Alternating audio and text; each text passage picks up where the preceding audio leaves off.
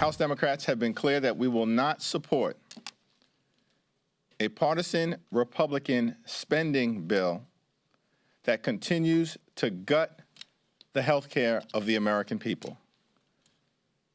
That's not a clean continuing resolution. It's a dirty spending bill, and one that is unacceptable. If the Republican CR doesn't pass, it's likely the government would shut down. Would Democrats be okay with that outcome? We're a long way from that, but Republicans control the House, the Senate, and the presidency.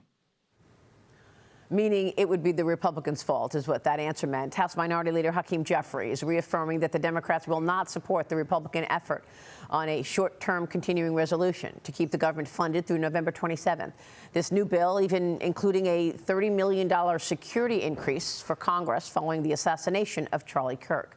The House aiming to vote tomorrow on that clean CR. Republicans can lose only 2 votes to pass the bill out of the House before going to the Senate. Joining me now is Georgia Congressman Andrew Clyde, a member of the House Appropriations Committee. Congressman, good to see you. Thank you so much for being here. So you've got just 5 legislative days left before a shutdown potential. What can you tell us? Well, I will tell you that I think Hakeem Jeffries and Chuck Schumer are going to own a shutdown because the American people put Republicans in charge, and we're the majority now, so we are going to govern, and we're going to do so as fiscally responsible as possible, as 218 votes allow. And so I think that we're going to have this short-term spending freeze, and we're going to move it in the House. And, you know, if Chuck Schumer wants to shut down the government, that's going to be on him. But it will take 7 Democrats in the Senate.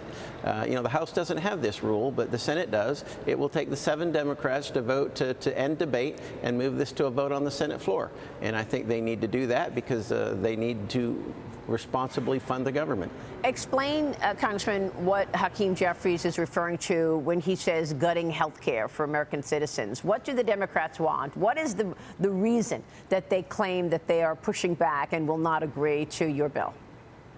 Well, I think what he's talking about are the COVID-era subsidies for Obamacare.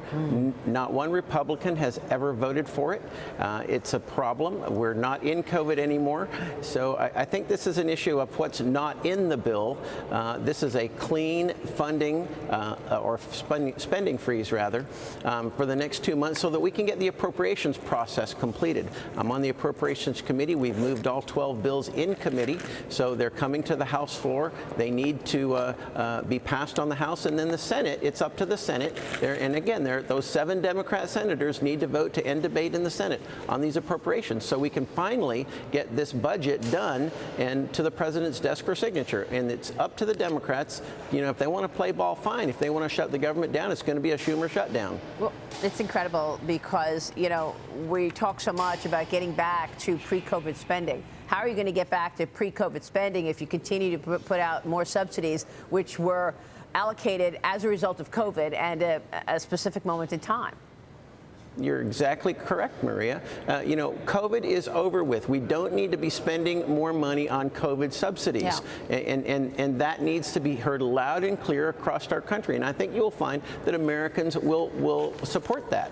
It's been an incredible week and a half. Utah officials have formally charged Charlie Kirk's alleged assassin. They've charged him with 7 counts, including aggravated murder. There is new evidence, Congressman, that includes the suspect's DNA on the trigger of the rifle and a text message, which is a confession that he sent to his roommate. FBI Director Kash Patel told the Senate Judiciary Committee yesterday more people may be involved and that the agency is tracing how and where all of this was first funded. Watch this.